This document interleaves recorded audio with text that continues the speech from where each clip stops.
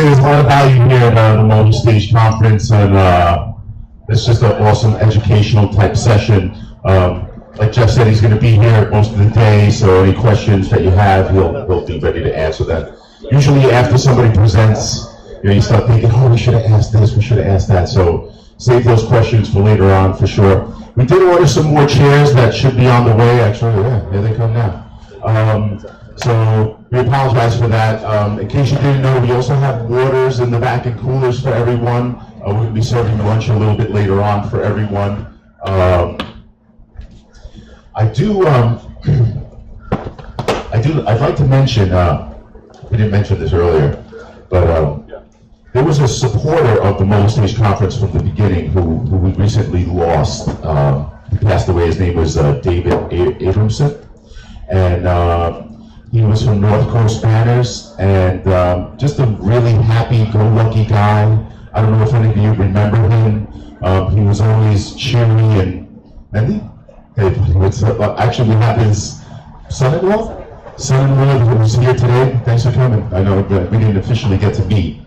But David was an awesome guy, and I just want to mention him and recognize him and give him just a few minutes of silence. May God bless his soul. He was always a real happy, spiritual guy. He was just really electric, and he was a supporter of the conference, like I said, right from the beginning. He always called me and let me know he was coming down, and always giving me suggestions, and just an awesome person. And I just want to take a few seconds and just reflect and just really appreciate what he did for us and support since the beginning.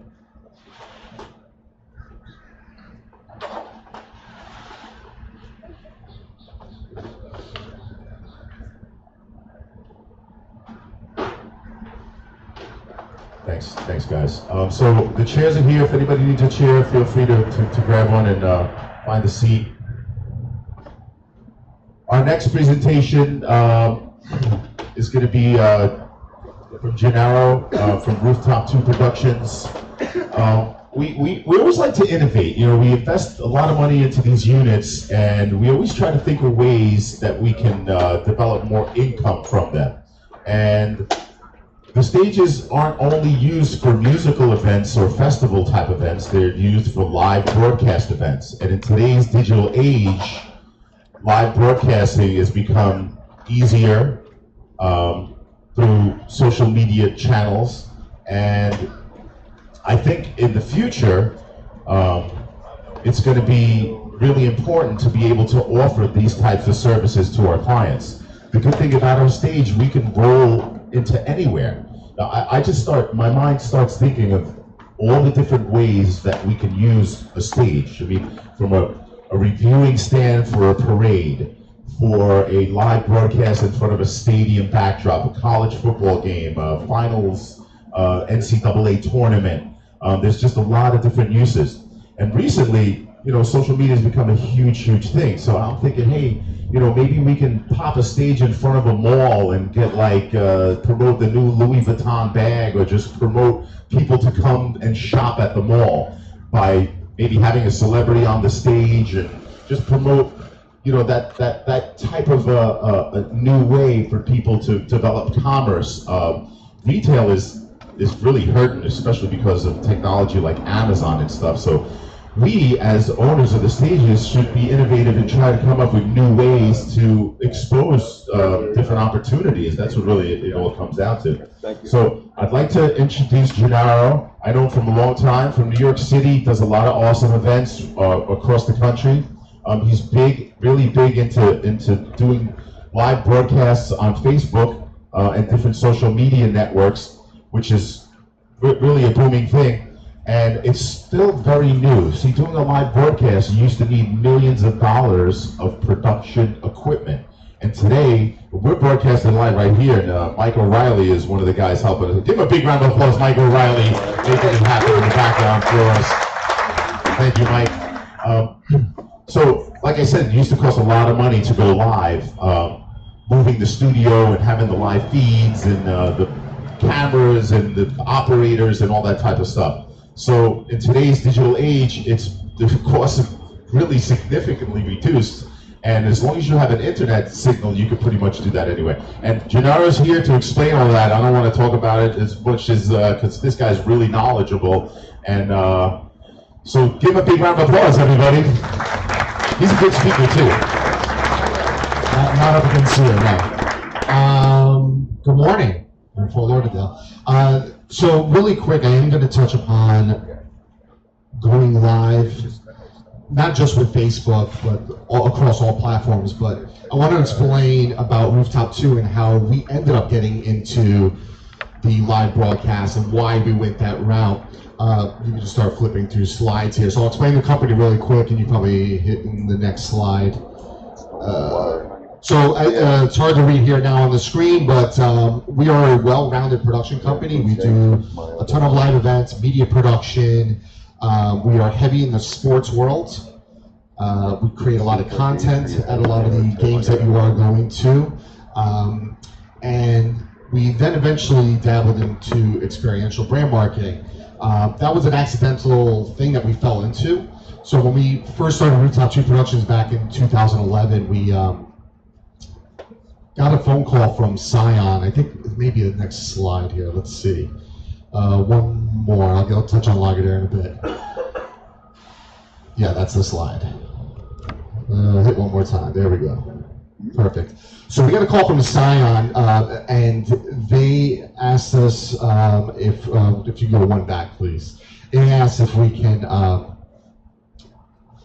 do. There we go. Perfect. Oh, going too far again.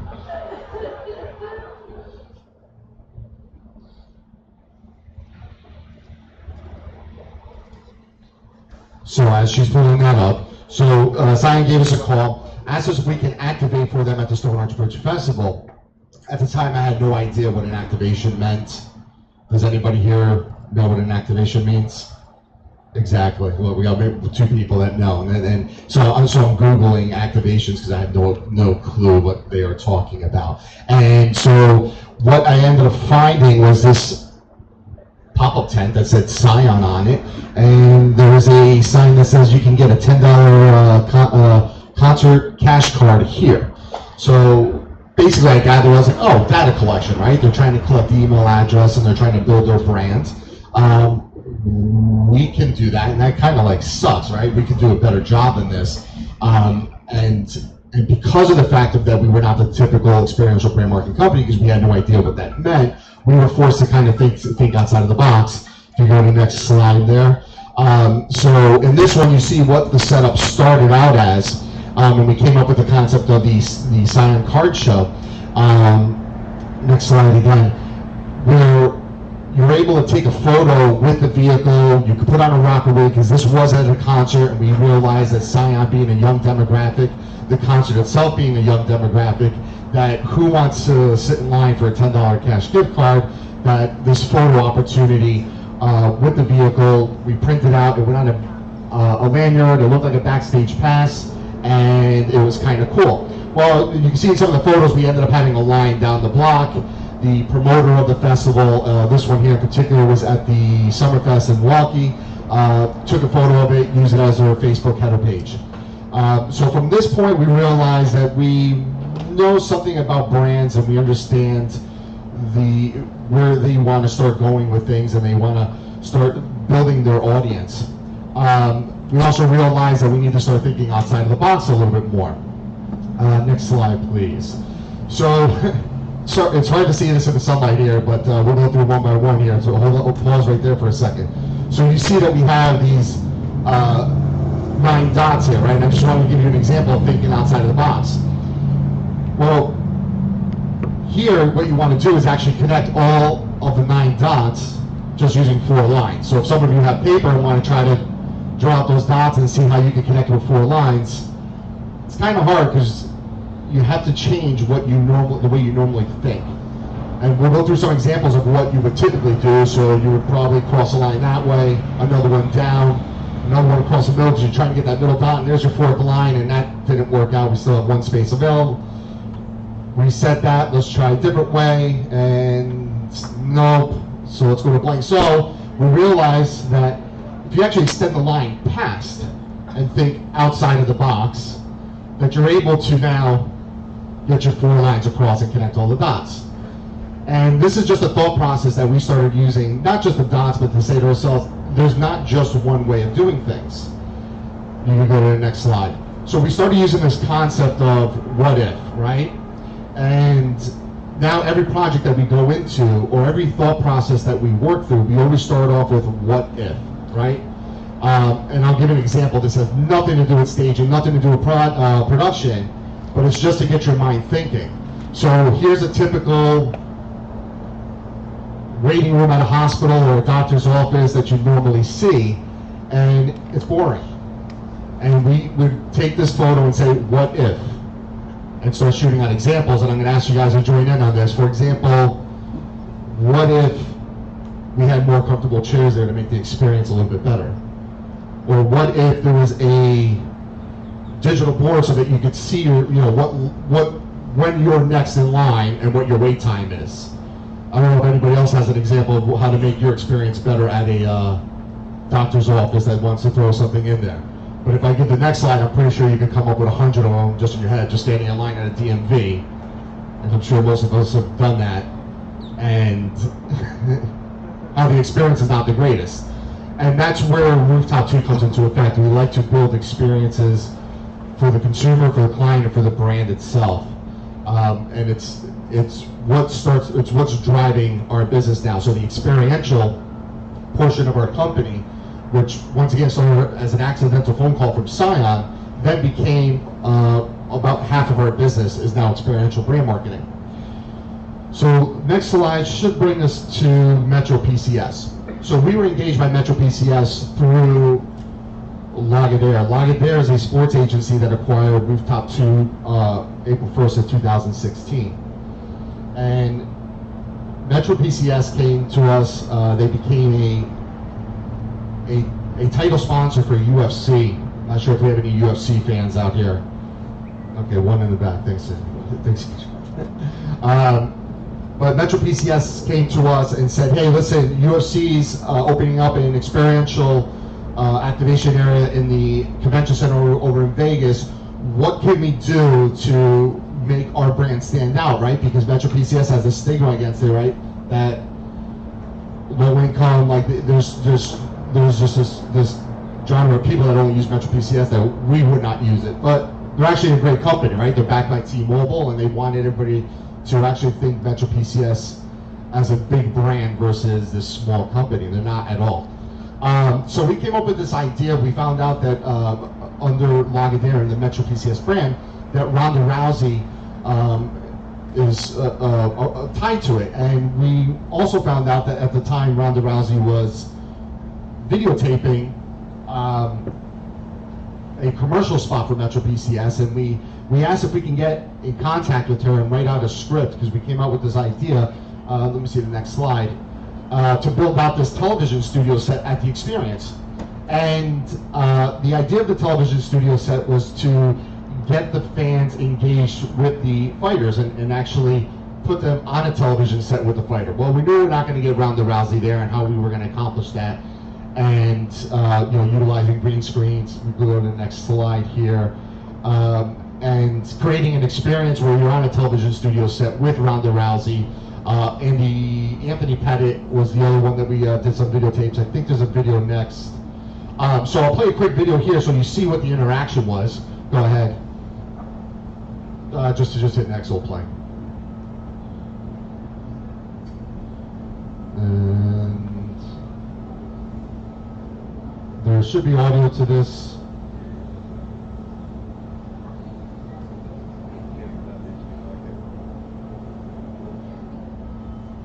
Anyway, it's okay. So you can stay at this slide here as it is. Oh, go back one. Would be great if we get audio onto this. So anyway, this ended up becoming a huge activation for Metro PCS, and as you can see, there's a line here that in the promo video that we'll show next, you'll see this line just extends all the way down the convention center. Right next to us is Harley Davidson activation. Well, you would think Harley Davidson at UFC would be a huge activation. You see the guy just standing there just waiting for people to come there. we didn't know how this was going to work. Once again, we're still just figuring things out. And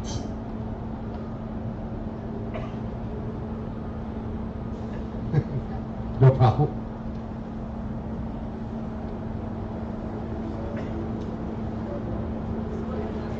Okay, so we're just figuring things out at this point about how we can take a brand and elevate to the next level, which we're going to get to the social media part in a second. So I want to make sure that we're...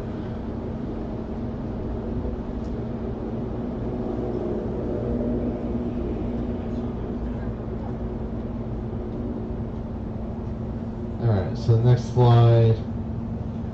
No, 2 before. Next. So you can see in this video that See what you got. she's with Ronda Rousey at this point. Show me your best game face. That's your best game face. Alright. Well, like we were just warming up. Now, when you're standing, I want you to show me your best MMA technique. Why did you learn? Never mind. Now, in your best announcer voice, I want you to say, Metro PCS wireless figured out. Ready? Action. Metro PCS wireless figured out. Yeah? That was actually really, really good. So this was the start for us with Metro PCS, because now they started believing in us that we can help them develop into the next area of technology. We're going to play a quick video here as well, just to, so you can see an overscope of the activation itself that we put out in Vegas. This is a really quick sizzle video, so you have an understanding of the scale of this.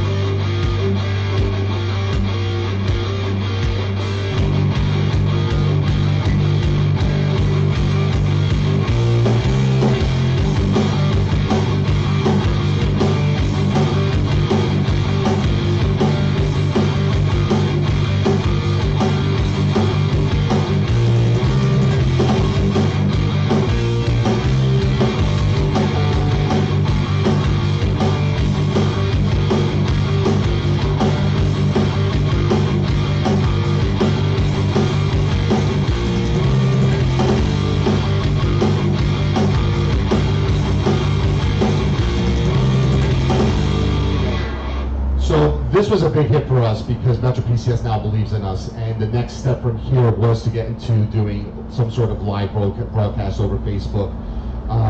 As we started to dive into it and try to understand a little bit more about live, and because your mind is quickly to think Facebook, but actually Facebook is not the strongest platform to go live on. It's actually Periscope, because Periscope is now owned by Twitter, and that is where you get the bigger audience, believe it or not. So what we actually do now is we go live on 3 platforms simultaneously. So we do Facebook, Periscope, and YouTube. So we developed this idea for, once again, for Metro PCS. We created a platform for them that was called the Closer Than Ever Couch. Obviously we have a hashtag in there. You want to always hashtag something and have it in your title, right? And this is, the idea behind this was we didn't want to just put a camera somewhere. For example, a lot of you are doing festivals, right? So your quick mind, and this is where you want to think outside of the box, is that you don't want to just plop a camera at the front of house mix position and just broadcast what's happening on stage live. Yes, that's great and it works, but we believe that's not what you want to do on social media, right? Or you want to create some sort of platform with it, because a lot of people are doing the Facebook Live for you already by their phones, right? And they actually may get more followers than you would. But if you created some sort of content, behind the scenes type content, right? Because you're already in with the promoter, you're providing the stage or the production, and you offer a service, for example, hey, listen, let us do a digital platform for you that has behind the scenes coverage, for example. And you're going to push content that even the person that's out in the audience is not able to see. Because if I'm at home watching an EDM festival going on, like, there's only so long I can watch a DJ throw his hands up in the air, right? you know, you're gonna see 6 hours of this, and then you say to yourself, does he ever push a button? Who's hitting play right now? So, if I was able to actually watch an interview with Tiesto or one of these big name DJs before he goes onto stage, we're getting some commentary from him, some information that the attendees at the event are not even able to see. Then you're engaging me. Then I'll sit on that Facebook for a decent amount of time just to listen in on that conversation. So that's what we came up with for Metro PCS, was a Closer Than Ever couch, where we were going to broadcast this show that was going to start before the main card at UFC, and that we would get got Forrest Griffin, who ex-UFC fighter, DJ, who is a current UFC fighter, Mighty Mouse is his name that he goes by, and so our host and co-host, and we would get fighters that are not fighting that night to come on and do commentary. And we created different programs. One of them called X's and O's, X's and KO's, excuse me, and a couple of different segments.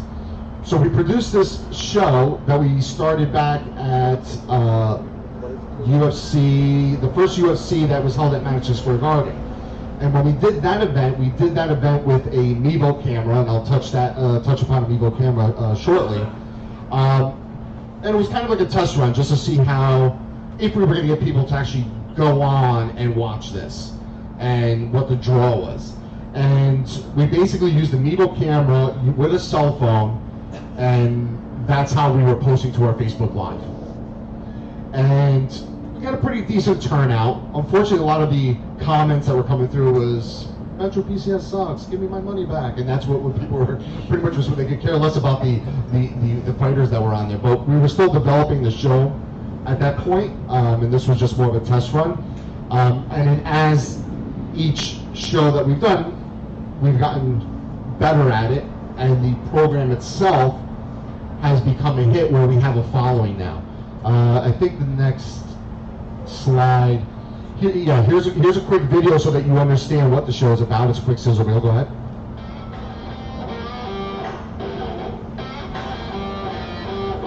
So this is based around the purple couch. We're in this purple couch that travels around the world.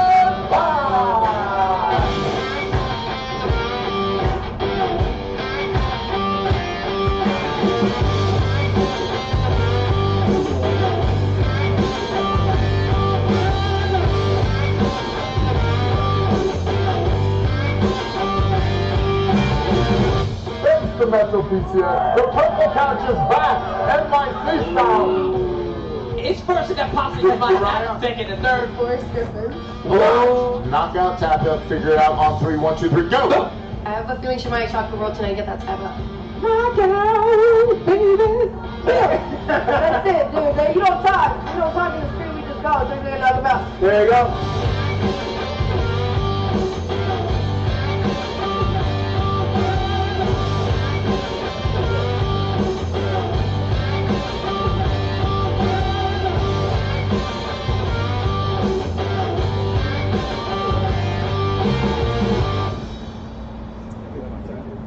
So here's a show, and I'm going to show you some stats here, and I'll touch on this in a second. But the important part here, once again, is that you have to understand like your brand and your client that you're dealing with, because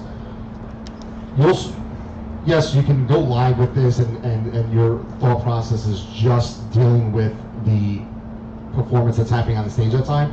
But a lot of you are dealing directly with a brand or the promoter, for example, and you want to help them drive traffic to their website or to their social media platforms that they're using. So when you look here, when we first started off, we had 4 million views. We take a dip down to 3.22, and we take another dip down to 2.99. Well, that's not great, right? We're going on the wrong angle here. And all of a sudden you see this in Q3 of 2017, this huge jump. Well, this is a learning curve for us, right? And for most of you. And what we realized from here to here was that we were doing these 7-minute segments. So we had about these 10 7-minute segments. So we would go live for 7 minutes, do a segment, go go offline, we'll reset the studio for the next segment, go live again for 7 minutes, go offline, so on and so forth. Well, we realized that trying to get people to come back and log back in again was not the right solution. So we made a change from Q2 of 17 to Q3 of 17 from going to these 10 7-minute segments to a straight 90-minute show. And that actually made a huge, you can see the numbers here, huge difference on how many people we were engaging because of that. People were staying logged on longer. They were sharing it. The comments went from Metro PCS sucks to I love this show, you guys are the greatest. Does anybody know the difference between views and impressions? What's that? Okay. So views are individual views.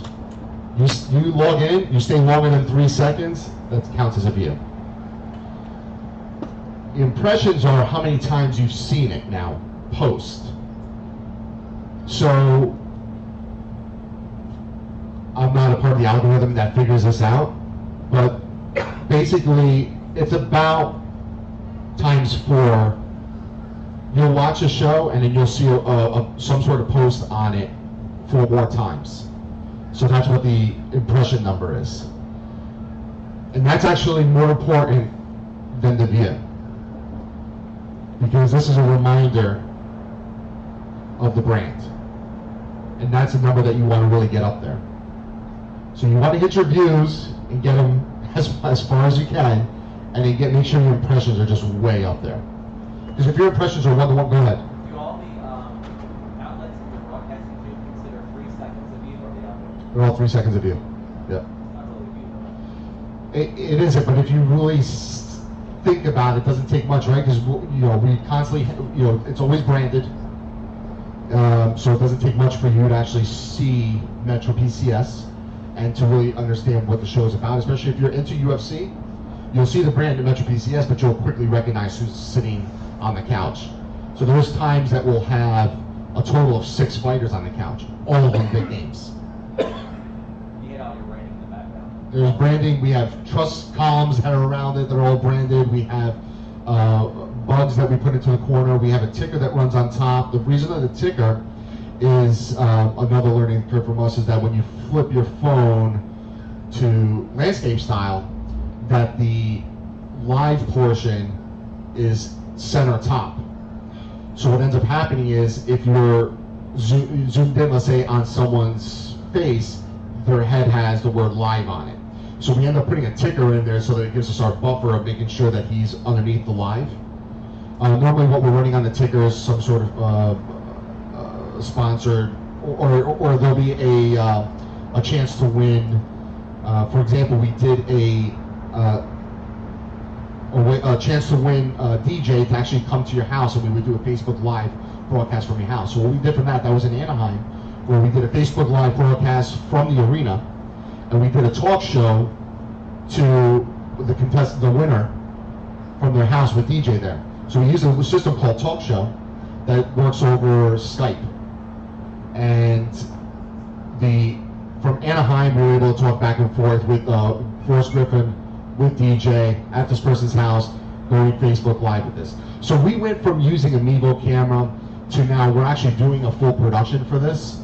So we're using Sony broadcast cameras. We have engineering equipment for our color shading. It's a fully produced show now. So it is higher number-wise, more than what the typical person would want to spend on going Facebook Live. But when for a brand to hit these kind of numbers, it's worth it to them, right? They're getting 12 million views. It's pretty good, and it's just growing from that point. So, yes, go ahead. As far as being like a staging provider, how do you kind of take the leap of getting the producer of the event or the established musical act to allow you to use their digital rights, where obviously they're typically very protective of that? Like, why would a Live Nation or why would a other large promoter let a staging provider have those digital rights for free? How do you convince them? That's a good question. Yeah, it's tough when you're dealing with a big brand like Live Nation, right? Because they're going to try to want to do it themselves to begin with. I would say, you know, from there, it's really where your company is at that point with Live Nation, and how they, you know, if they believe in you or they trust in you. If you're just providing the stage, it may be a little bit difficult for a brand like Live Nation. But if you're providing the staging and the overall production, and you add this package in there to them, I would say, and especially if it's at a cost where it's like, or if it's first time, right? And you're saying to yourself, hey, listen, not charging for the first one. Let's do this. If we get some decent numbers, I'd like to talk further with you, and let's see if we can create some sort of platform. Because once again, if you're just coming with a camera and you're just saying, I just want to put this live, and you're talking to Live Nation about it, they're gonna kind of like just shoo you away, right? But if you're coming with some sort of content or platform, or here's the idea, we're not just gonna go live, but we're gonna actually do some interviews and come with a concept, then that's where you would get your foot into the door with Live Nation, and get them to and not only listen, but also now want to be a part of it, right? Because Live Nation's not just going to sit back and say, okay, go ahead and do it. They're going to actually want to help you out. I'm hoping that answered your question. Yeah, I guess further to that though, it's like then there's the added step of the musicians themselves, you know, allowing you to use the digital Correct. rights. Yep. So it's like from a staging perspective. Well, yeah. So going from, once again, putting a camera in front of the house and going live with it. So Live Nation, Insomniac, like they would have a contract ready with the musicians to use their likeness. So you would probably want to just bounce off of their contract. So they already have a contract signed with all the artists, right? Because they're going to videotape them, they're going to cut a sizzle reel out of it, or they're going to go, you know, Insomniac, I know, correct me if I'm wrong, posts on YouTube Live, and you have Ultra as well, posts on YouTube Live. So they already have a contract signed with all the artists that they can use their likeness and post their videos up. So there's a way for you to tally onto that. But now the difference on this is if he's getting paid to do the stage, he's not getting paid to do the video. So now when you shoot the video, you become the owner of the content of that video. Now, you can have a problem putting it on your website. Yeah. The workaround on that we approved with the film commissioners, with Universal and with Sony, is we became a member of the active press. Correct, yes. So as a member of the active press, I can put the content of Cameron Diaz and Jamie Foxx and Andy Garcia on my website. It's footage that I own, and it's footage that I am allowed legally to share and post. Okay. Yeah, he's correct. And this is if you're trying to obtain this personally. What I'm speaking to here is actually you working for the brand or for the client, and you're logging onto their Facebook page and pushing live across that. So once you do that, you're under their contract that they already have with the artist. Yeah. But yes, he's 100% correct that if you own this on your own, that's the route to go with it. Okay? Any more questions on the impressions? Go ahead. Yep. So you didn't mention YouTube at all, or rather, sorry, Instagram. So younger generations are more inclined to go on Instagram than Facebook, right? It's just a shift. So why? I mean, do you not do Instagram, or why is there a block? Is it harder? It's harder to push live on Instagram. The system that we use right now, they're working on a better solution. It does do it. It's not the greatest. We do find that Periscope, Twitter is the strongest platform. You know, there's legalities as well, right? So for example, we need to bring 2 computer systems when we push live. Even though the computer is able to handle all the platforms, the way Facebook is set up, we have to have one computer that's dedicated just to push the Facebook Live, and then another computer that's dedicated for Periscope and YouTube. There's legalities around it. Not saying you can't do it. Just the software Wirecast that I could touch on in a second. On that platform, it's not that easy to go on Instagram. Also, with our brand, Metro PCS is not that big on the Instagram platform. But yeah, you can do it depending on the software that you're using. So is it more software dependent as far as the compatibility with other platforms? Yeah. Not an open source. Not that I know of. Unfortunately, I do not design the software. We went through several of them. We decided to stick with Wirecast for several reasons. I think, do I have a Wirecast slide? What's the next slide on here? Well, actually, I just wanted to, let me touch on this part here, which helps with keeping the users on, and how we were able to accomplish the 90-minute show, and then I'll get to you on different ways of connecting cameras to a computer and why Wirecast. So we did still have our segments in the 90-minute show, and we were trying to, figure out a way of getting from, you could start playing this as well, because there's no audio to it. I think I shut it down, yeah. So, and what we did here was to go from one segment to the next. We were able to push a Metro PCS commercial. At the same time, in this window here would actually be a live view of us resetting up the set with a countdown to the next segment.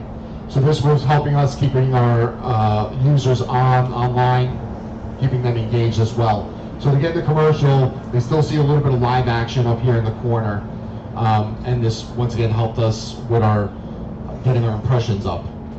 Next slide. Okay, so getting with like different devices and why Wirecast. I'll speak on the Wirecast part first, and there's a lot of different platforms that are out there that do the same thing. What are you using over there? OBS. Okay, OBS. Yeah. Perfect. That's pretty much the same thing. So what's great about these are that you can literally just use a computer and hook up several cameras. With Mevo here, you can hook up a Mevo directly to your iPhone and push live just from that. Or you can actually connect the Mevo to your computer and use OBS or Wirecast as well. The next slide will be, here's a typical setup to keep things cost effective. We're using multiple cameras. These cameras could be whatever you want them to be, right? So you want to have a couple motorized cameras on the stage, feed them back to a couple of, depending, we use Blackmagic converters to convert them to Thunderbolt. I'm assuming that eventually they'll create a version that will convert to USB-C. But you can actually tie, I think, up to 4 cameras right into your laptop with Wirecast, and basically you have layers. So you can select which camera you want to push live at that moment. You can also have pre-programmed or input lower thirds, or bugs or overlays, or you can shift into a logo lockup with music behind it. So if you're, if the set's over and there's, once again, you got 10 minutes to the next set, instead of shutting down for 10 minutes, you can just have a 10-minute countdown clock to the next show. And this is definitely an introductory level of getting into going live that has that you're able to do a little bit of production with it, right? So you're able to cut back and forth from several cameras. You're able to add in graphics, overlays. There is a green screen option on there too if you want to key things out, and some other effects, some fonts that you can throw up on top as well. So this is probably the most cost-effective way for you guys to go live outside the Mevo. The Mevo is great. The issue with Mevo is it's basically a GoPro camera. So it's only as great as how much light you have and the distance that everything's from it. So if you're doing something small like this, a Mevo camera will work out perfectly for it. Anything that's staging related, not gonna help you unless you have a bunch of them. They actually mount on mic stands. So you can clamp it to a drummer, put a mic stand near the guitar player, things like that. And you're able to control with your phone, and actually the head of the Mevo camera will actually move, pivot and zoom in and zoom out. So from your phone, you can have presets as well. So if you're doing, let's say, a discussion panel, and you throw a Mevo camera right dead center, you have your discussion panel, say, of 5 people, you could put a program 1 to be the full 5 people in the set, and then the rest of them being ISOs of each person. You hit it, and it'll zoom in. So the Mevo camera works out well like that. This is more getting into your whole production at a very cost-effective price point. The next slide here is actually a device that that Wirecast is, which is Telestream, is the main company, but the Wirecast system. This, I think the introductory level of this is around $5,000. It's a little bit of a hefty price because you still have to get cameras and everything. But this is a computer, switcher, everything built into one. this one box right here has a bunch of SDI inputs for your high def inputs, HDMI as well, and it has a lot of power for pushing, because that's the other thing that you want to make sure that you have. It's a computer that's going to handle the output of the videos and also your upstream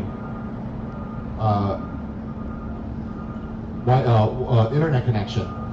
You're down to be 5 megabytes, but you want as much up as possible, because what will happen is you would have to downgrade the quality if you don't have a strong enough up, and then if you don't do that, you start losing frames, and you start getting a jitter effect on your light, which you don't want. So this is actually a really great unit as well. Going back to the first one with the computer and the cameras, that's probably the best way to really start your business, because you can rent the cameras, right? Your next show, call up your local provider, get a couple motorized cameras, throw them on a stage, get one camera on a stick to get your full shot, throw it to a computer, and someone can sit on the computer and be like, oh, I'm going to go to this, I'm going to go to that. All right, we're taking a break, go into that slide, and call it a day. It really is that simple. But you want to come in with the mindset, like I mentioned before, about how you develop with the brand as well, because you can just show up and put these cameras and make a couple dollars from it, or how do you get more engaged or more involved with the brand and turn this into a larger production? So, any other questions on connectivity? You're out in the field, you're out in the big open space, and you got 2,000 people are all using cell phones, they're all tying up the cell towers. Yep. It's tough. So what we've done, I'll bring up a situation that we had out in Dallas. We were at a venue that did not have internet within the venue as far as hardline was concerned. So we had to go to wireless Wi-Fi. Using a radio hotspot was not the solution as well, because you're lucky if you're going to get a 5 megabyte upload on that. We looked into options of going with a satellite, a sat truck, which was $2,000 for us to get a 3 meg upload. Big on the down, not big on the up.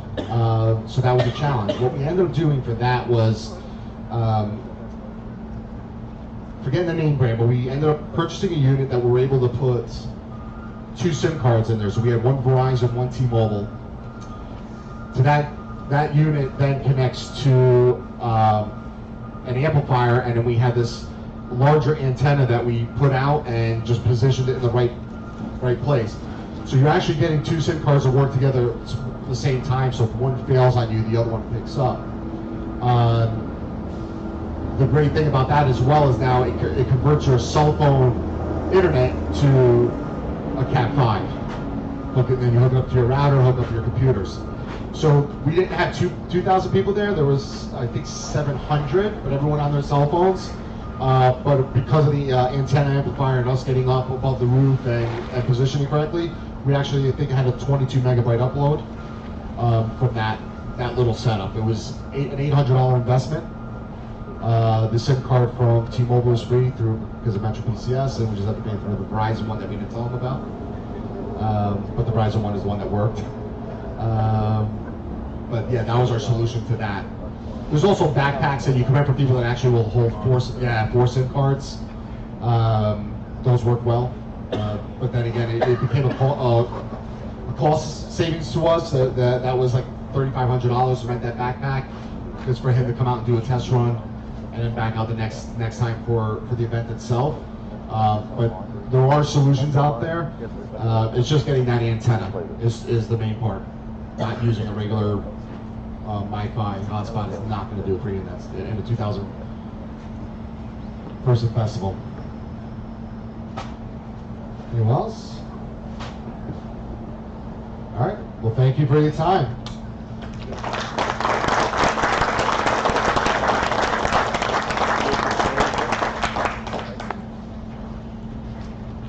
All right.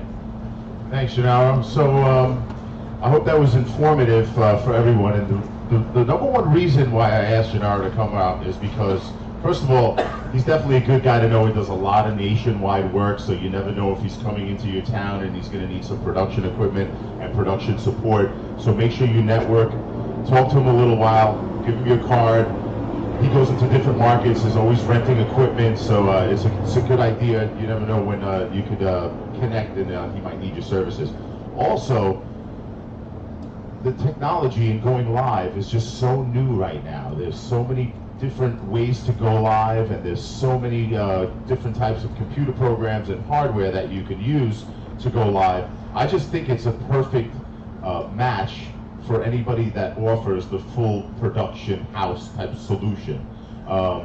And having, again, I like to promote using our stages for as many things as we can to develop as many streams of income for a mobile stage. So I think going live is just the perfect way. I mean, you might be the person that says, hey, I'm not interested in the video part of going live, but you know, you could always offer it to a promoter, to a brand. Just the idea that, hey, we can take your stage, we can take our stage and pop it open in front of wherever, a cigar store, and share cigar stories and get an audience just watching in front of wherever. I mean, there's so many different types of ways to develop engagement. And that's what it's all about today, you know, engagement online, engagement through impressions and views. It's a really big deal, and it's only going to keep growing. You have a lot of big brands out there that have budgets to do this, and he was talking a lot of experiential marketing. In case you did not know what experiential marketing means, it's basically experience-based marketing. There's a lot of brands that they throw a lot of money towards experience-based marketing, because when a brand has a positive experience with its consumers, chances are that consumer is going to be much more loyal to that brand. So experience-based marketing has really been something that still continues to grow. And being a stage owner, just music and concert right away, that you're related to experience-based marketing. Because when somebody comes up to a stage and they're listening to blues music or hip-hop music or just music that they really enjoy, and the stage is branded with the right communication, the logo of the brand, the company, it could be PCS Mobile, it could be Verizon, it could be Johnson & Johnson, American Express, all these brands. When somebody has that positive experience that's associated with a brand, they have that experience that makes them a little more brand loyal. So I just wanted to bring that to everyone's attention, especially all the stage owners, because you don't realize the impact that you have with owning a stage. And we're going to get into banners and why it's important to brand out a stage, especially if there's a sponsor, and the reason it should look the way, you know, really appeasing and pleasing to the eye. I mean, those things are ways not only to upsell and create more revenue for your stage, but I think everybody should just be conscious of the different opportunities that there are out there. Some of you might only think, hey, I only do festivals and street fairs, but you never know. A brand's coming into town, they're part of like a South by Southwest. Anybody ever work with South by Southwest? So South by Southwest is just a huge type of event where it's completely developed about engaging in experience-based type marketing activations. So again, I thought it was really valuable to have Gennaro here today, just to get that in the forefront of your thinking, just to really think about, hey, you know, there's more than one way that I can get more business from my mobile stage. And just having that information, like I said, going live is so new. We used to, you'd have to spend millions of dollars in just, you know, satellite uplink trucks and, you know, super expensive cameras and super expensive computers, have a video truck roll in, and today you could just, like he showed that picture before. It was a picture of a laptop connected to like 3 cameras, and all you have to do is be able to learn the software and learn how to click from one camera angle to the next camera angle. And there's also ways to put logos up there, like he was showing you. He was running a commercial. That could all be done in the actual program. That, like he was talking about Wirecast, and there's a dozen or so of those types of programs. So I know some people are really into video. Video is becoming so huge, especially with video walls. I think like everybody here, if you own a stage, you probably know 5 or 6 people that have video walls if you do not own them yourself. So video is just going to keep growing and growing and growing. And thank God we're in a digital age where video is up to speed, so everything is about video. Everything is about video. If you have a website promoting your stages, you should have video on there. If you're doing an event and you want to kind of expose yourself to show people that might be booking your stage, video really is the future. So you should really start thinking how important video is, how important it is to be able to go live, just to go live to promote yourself, your company, and that you have a mobile stage. Just that alone is valuable. Having your own Facebook or Instagram page to be able to go live on video and learn the stuff. It's really not that difficult to learn. We all have employees who are a little more tech savvy than we are. Mike O'Reilly, he's been working with us for a while now, and he just picked it up. He learned it. He's into the technology, and we're live right now, and he's got logos up. If you go on Mobile Stage Professionals on Facebook, we're live on that right now, and he's got a little ticker rolling, and he learned how to do it himself, and that's something again that you can learn, or you can have somebody within your organization learn and be able to offer that service to your clients. So I just thought it was valuable to introduce that. It's still really new. So anything that we can do to elevate our business and elevate our industry, I think it's something that would be totally valuable. So right now what I'm going to do is we're going to go into one of our demo segments. Christian, come on up here, Christian. Christian's from Germany. Give him a big round of applause. He flew all the way over here. Originally, Jürgen, who's the owner, manufacturer, real German engineer, awesome guy. He couldn't make it. He had a situation with his wife. She got a little sick, and he had to tend to her. And but he sent one of his guys that's in charge of quality control. So what he's going to do, he's just going to introduce himself and speak a little bit. He wants to show a video, and then we want everyone to just stand up. We're going to walk around the stage. He's going to answer any questions. We're not going to be opening or closing any of the stages right now. We were actually supposed to have one of the units that was on the beach from yesterday be over here, but it's so blocked in with gear, like a typical thing. You show up to an event and try to pick up your stage, and it's like, we can't get it out of there. But anyway, that'll be rolling over here sometime later on, so you can see, if you get to see what it looks like when it's closed. So I'm going to turn the microphone over to Christian. He's working on his English, so give him a little patience. I think he really does a good job, especially if he has a couple of beers. His English always gets a little better, which I think that works for most people. But take it away, Christian. So hi, my name is Christian. I'm from Germany. So my work is for quality. I check all the things, the stages before we deliver it. We set up the stage 3 times. So yeah, this is what I work. So I want to show you a video from the XXL. So can you start it?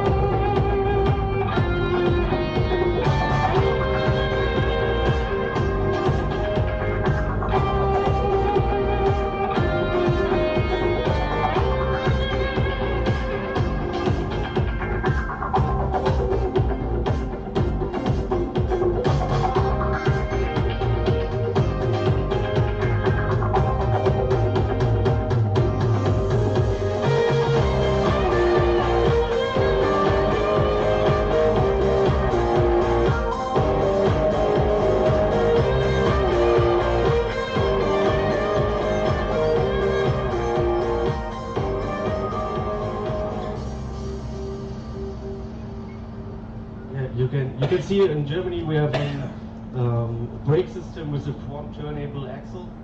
So it's a mechanical brake system. So in American we have axles from America with electric. So and the weight from the stage, I think it's like 9,000 pounds. So in Germany we have 3.5 tons. So yeah, do you have any questions? So. Tell everybody what is your job and your role at the plant. What do you do? So I'm a service supervisor. So I control everything that the guys who screws everything on the top and set up the stage 3 times. So yeah, this is my job to organize all the things. We have 13 guys who works for us. So and we deliver stages in all the world. So we have stages in Australia too, yeah, USA, Germany, yeah, everywhere. About how many stages do you all engineer? So we make 50 units. So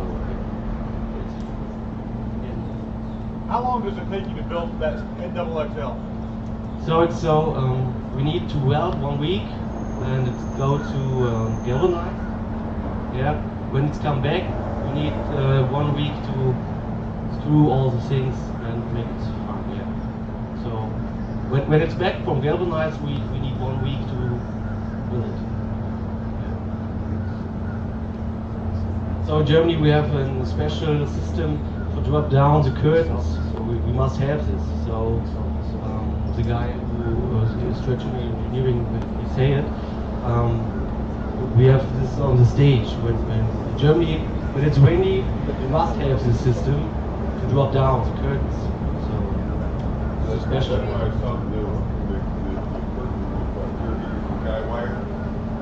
So it's yeah, it's a wire. Yeah, yeah, yes. This is so there's many feet of coil up on it. Yeah. Does the roof have a disconnect also? Quick release disconnect of the skin of the roof? There's a top on it. The top, yeah, there's a top release, like the walls released. No. When the curtains are down, the structural engineering is it's okay. We must not make walls. So. There's the other stage. Oh. There it goes. Oh, cool. Perfect timing. Timed that pretty well. Yeah.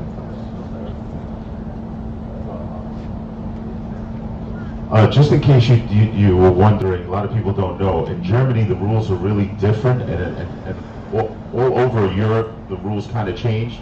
So once you're over 3.5 tons, which is 7,000 pounds, you have to use air brakes. So this stage in Germany was designed to be as big as it could possibly be, as light as it could possibly be. Now the version that's made in the US has heavier axles, it has heavier 4-point truss. It's just beefed up a little bit more because we do have room with the weight being in the traffic as a trailer. The combined weight of 26,000 pounds here in the US, we have a lot more weight when you're talking about towing and being on the road. So the trailer is really not well, because he's a manufacturer, they're allowed to drive it to the port and whatnot.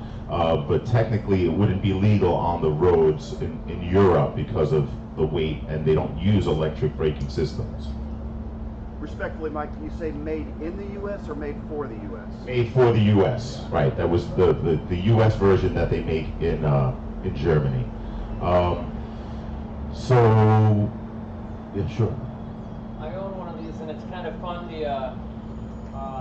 I'm in Colorado, so we go up to the ski areas, and it really came in handy. This is the largest stage in the world that a snowcat can pull. Thank you very much. What's snow? What's snow? I'll go back home to your house. You go home to mine. All right. So right now, we'd like everyone to please stand up. I know we've been sitting for a little while. What we're going to do is we are going to walk over to the stage, but before we do have waters on ice, so if anyone's thirsty, feel free to get something to drink. Some water on ice. Christian's going to be available to answer any questions. He's going to take a walk around the stage and maybe point out some of the characteristics and things that make this stage safe and certified. So grab a water and come on and walk over, and any questions that you have, Christian's going to be able to answer them for you.